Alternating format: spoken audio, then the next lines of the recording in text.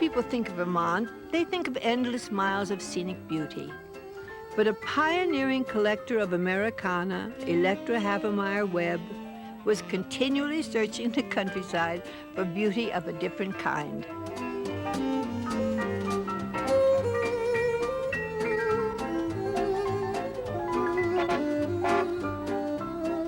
One of Electra's Vermont friends usually negotiated with a local townsman or farmer.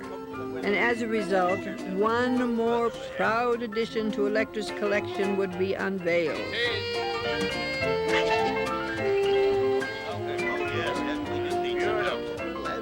Wonderful.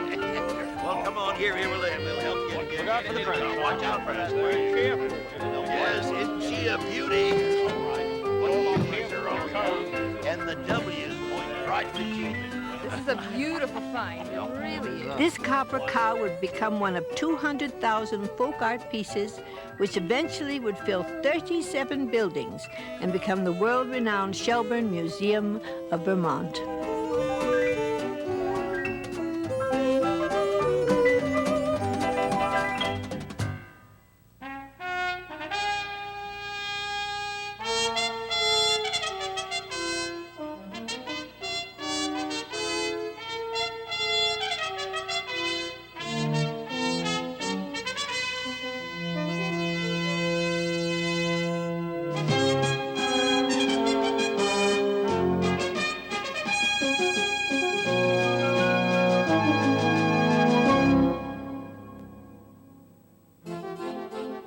Born in 1888, Electra Havemeyer Webb was the daughter of Louisine and Henry O. Havemeyer, two of America's pioneering art collectors.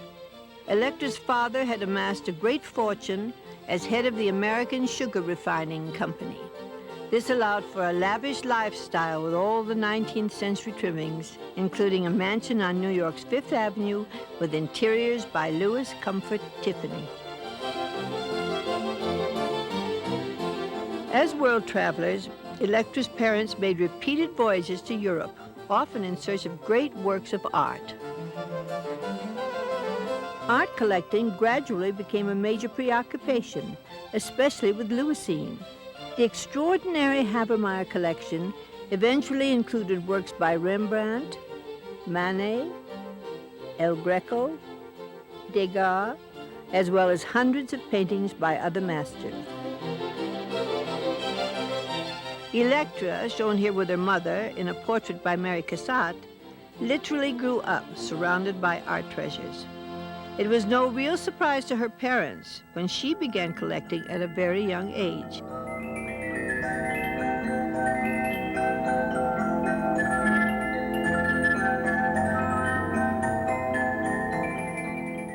Electra received her first dolls from her maternal grandmother.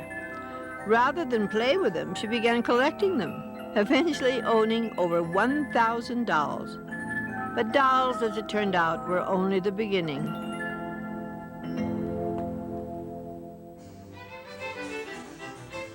As Electra grew older, she began developing very independent ideas about art and collecting, much to her parents' surprise. By the time Electra Webb was 18, she had purchased her first cigar store, Indian. In time, one wooden chief had become a whole tribe. Years later, Electra often quoted her mother's remarks concerning her new collecting interests. The sharpest rebuke Electra recalled was when her mother, Louisine Havemeyer, asked one day, "How can you, who have been brought up with Rembrandts and Manets, collect and live with such American trash?"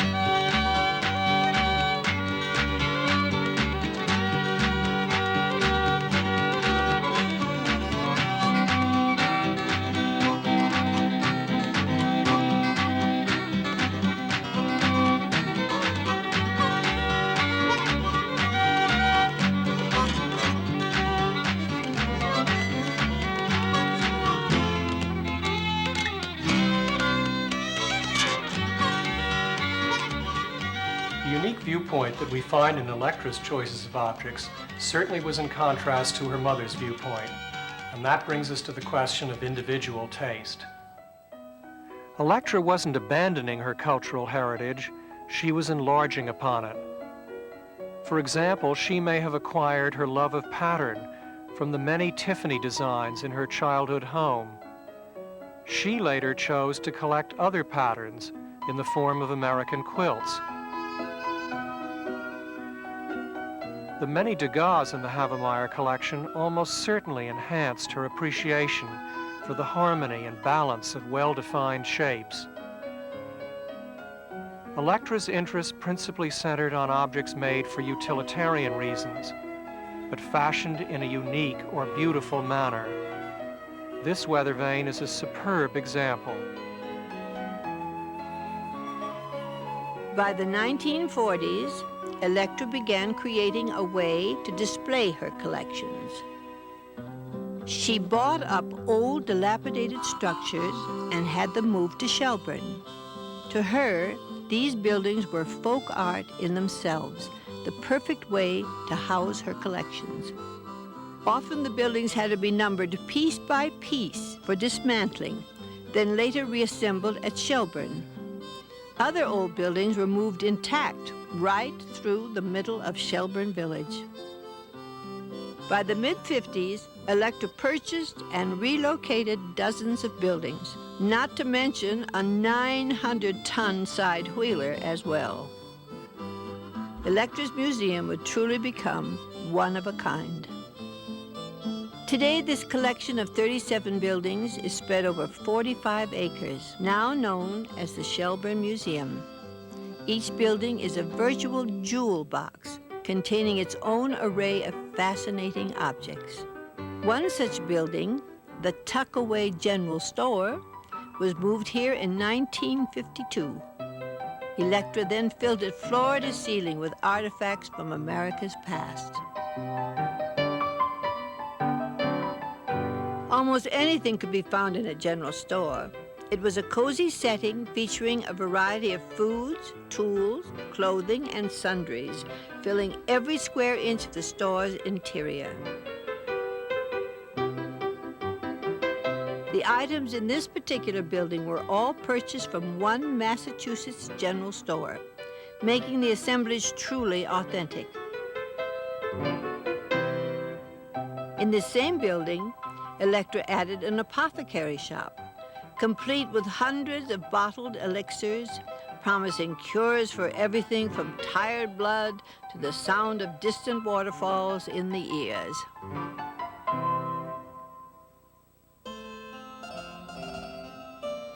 The Vermont house was elegantly furnished by Electra to simulate the home of a well-to-do sea captain. The wallpaper, dating from 1800, was brought from a tavern wall in France.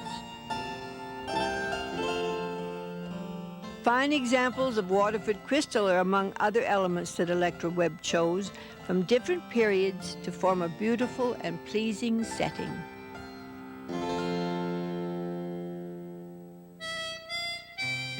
In contrast to the refined elegance of the Vermont house is the charming simplicity of the Sawyer's cabin. Brought from Charlotte, Vermont, it was the home of a woodcutter who very likely carved his family's possessions from wood out of the surrounding forest. Perhaps by the glow of candlelight, a loving father whittled toys to amuse his children. Sawyer's cabin was one of Electra's favorite interiors because it represented what she called simplicity, the simplicity of a handmade environment. Early in our country's history, most things from houses to toys were made by hand. Since this is no longer true, we attach a special value to something that is labeled handmade. A handmade object is as unique as the individual who created it. The word handmade suggests something made with special care, such as this child's rocking chair, carved in 1860.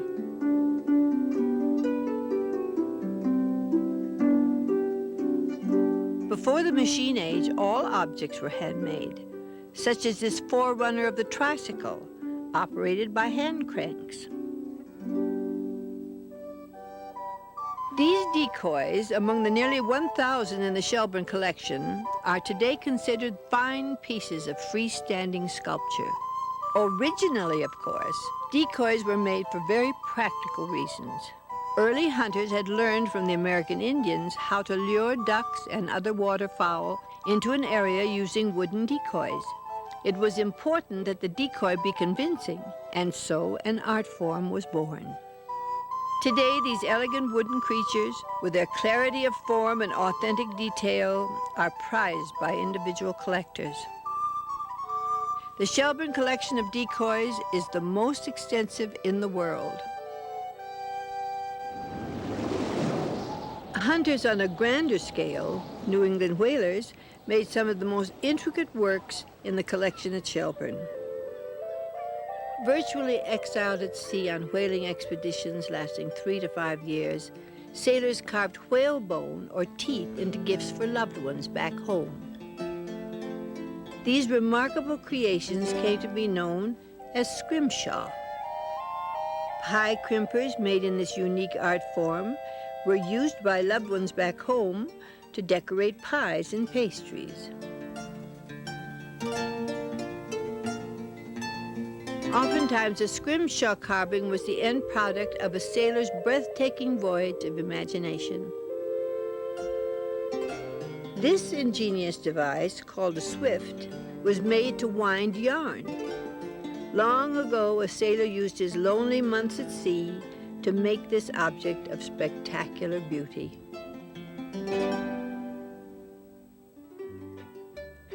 Perhaps no object at the Shelburne Museum so clearly blends both art and function as does this jacquard loom. Intricate textile designs were finally made possible with its invention in 1790. The most revolutionary aspect of the jacquard loom is that it is considered the forerunner of the modern computer. First, the weaver steps on a foot pedal which turns a wheel that is attached to a camshaft. This advances a punch card program so that the next punch card can be read by a grid of pins. As the pins go into the card's holes, one more line of the fabric's design is determined. For at this point, each pin that reads a hole is triggered to pull up a thread of the fabric being woven. This selective process renders a gap of white threads which allows a wooden shuttle to carry a colored thread, in this case red, through the gap. The pre-programmed design emerges line by line as the red thread is made either visible on top of the white threads or hidden beneath them.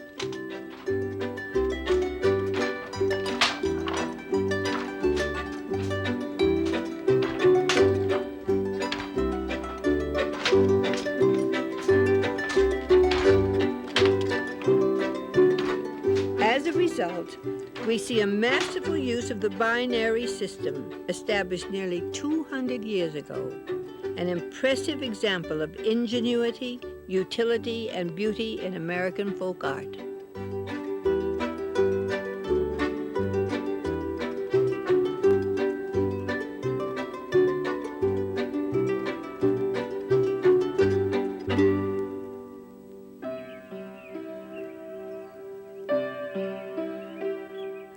This one-room New England schoolhouse, constructed in 1830, was purchased in 1947 and moved piece by piece to Shelburne.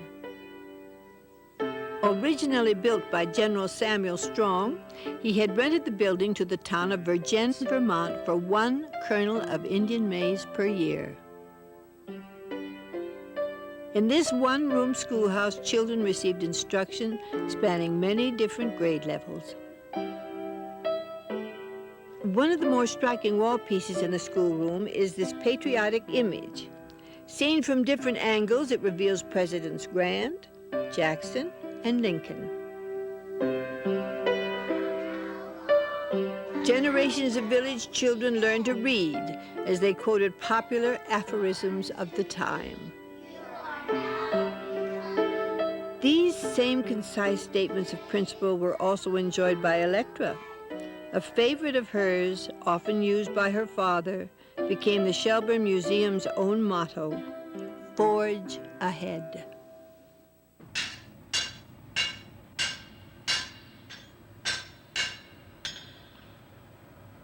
In 1955, Electra found a blacksmith and wheelwright shop, which she moved to Shelburne and restored. In its heyday as a center for repairing and building carriages, the shop was as busy as an automobile shop is today. Tools and farm equipment were also made here, such as yokes for oxen. The dawn of the 20th century brought dramatic changes to the blacksmith trade. Even as blacksmiths were busy forging tools piece by piece, large foundries began mass-producing ironwork. With the advent of the automobile, the blacksmith shops began to close, signaling not only the end of the horse and buggy era, but the colorful trade of blacksmithing as well.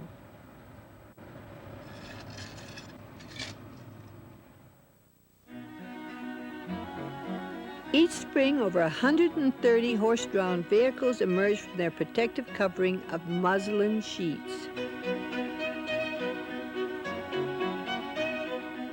This stunning collection was originally the property of Electra's father and mother-in-law. Stored away for decades, the vehicles were offered as a gift to Electra in 1947. Close examination of the vehicles reveals the high level of design and workmanship practiced by craftsmen of early America. To move among this vast collection is to return to an era of elegance and style.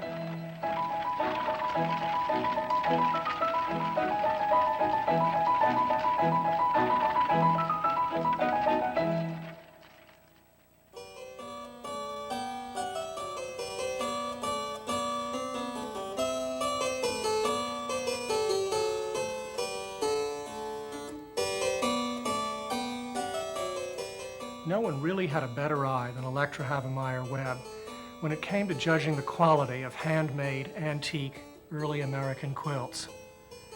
This fabulous and now world-renowned collection numbers nearly 500 pieces.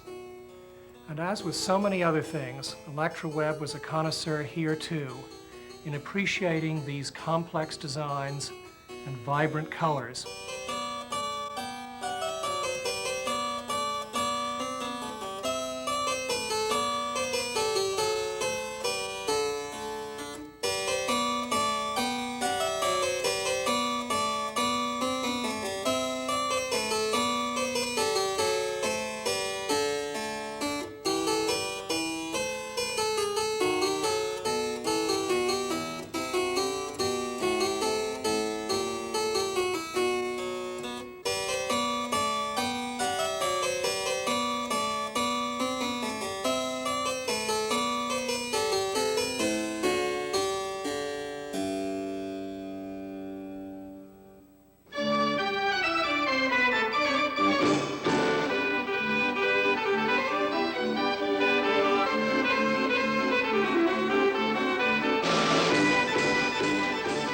The spectacle of the glittering circus parade moving down Main Street is almost gone forever, but the tradition lives on at the Shelburne Museum.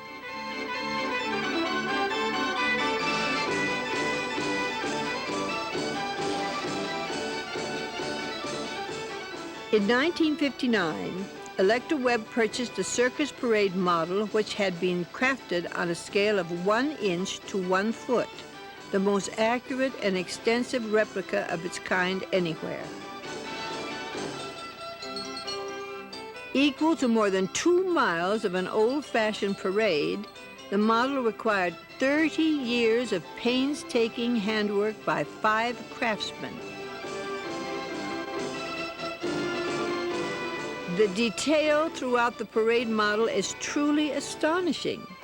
These wheels, for example, measure 2 inches across.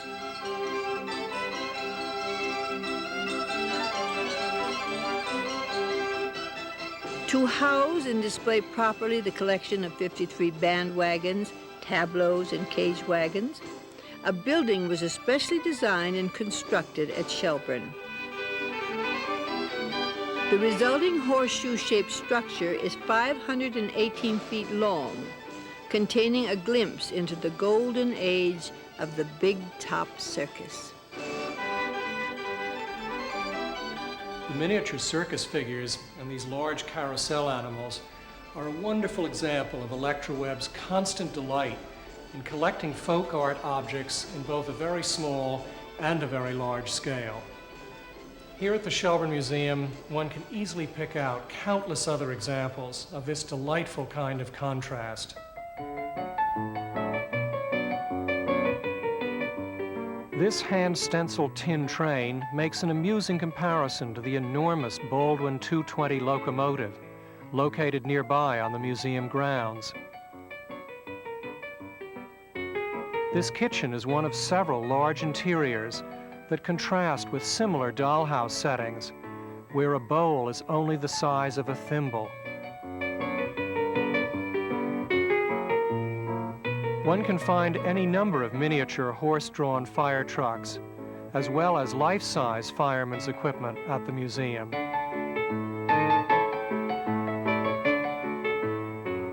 But the greatest juxtaposition of all can be found between this toy wooden steamboat and the 900-ton steamship, the SS Ticonderoga. The Ty, as she is called, plied the waters of Lake Champlain for many years, beginning in 1906. In 1953, the Ty was declared unsafe and was on its way to being scrapped, but Electra made grand plans to save her. The scheme called for transporting the Ty across 2 miles of dry land over specially laid railroad tracks from Shelburne Bay to the Shelburne Museum. The first step was to dig a gigantic basin and then pump water into it so that the Ty could be lifted above bay level and floated onto a waiting cradle. Water was then pumped out and railroad tracks were laid. The trip had to take place in winter when 2 to 3 feet of ground frost could support the weight of the 900-ton ship. Then, when the Ty was only halfway there, she began to sink in a sea of mud due to an early spring thaw. The Ty had to cross this stretch of lowland in 1 day or face toppling over on her side. A valiant crew removed tons of mud and a pathway was cleared to move her onward. The Ty was free, only to face the next obstacle, crossing the tracks of the busy Rutland Railroad.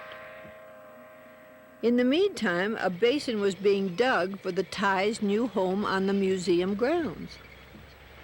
After 65 days, the Ticonderoga entered her final journey. Today, she is seen in all her glory, restored to prime condition. One can imagine how the passengers first felt when they saw the lavish interior of the promenade deck or salon.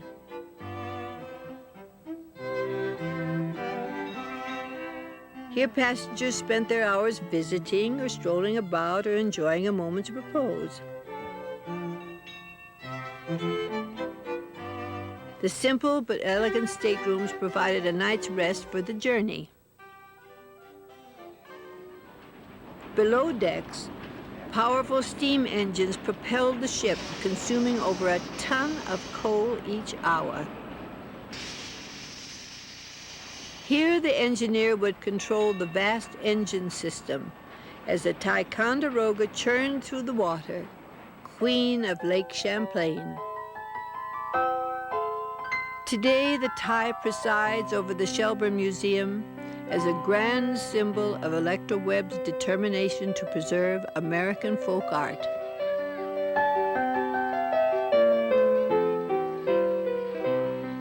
Once the private realm of a single individual, Shelburne now belongs to all of us.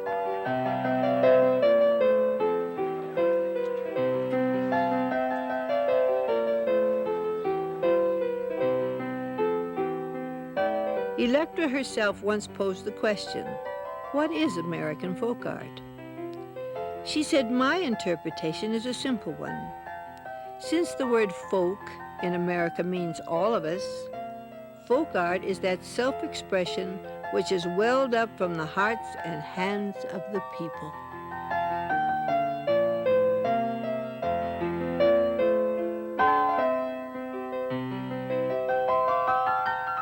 Shelburne's collection of collections not only embodies today's enthusiasm for American folk art, but also the vision of one pioneering collector who taught us how to appreciate extraordinary objects created by ordinary people.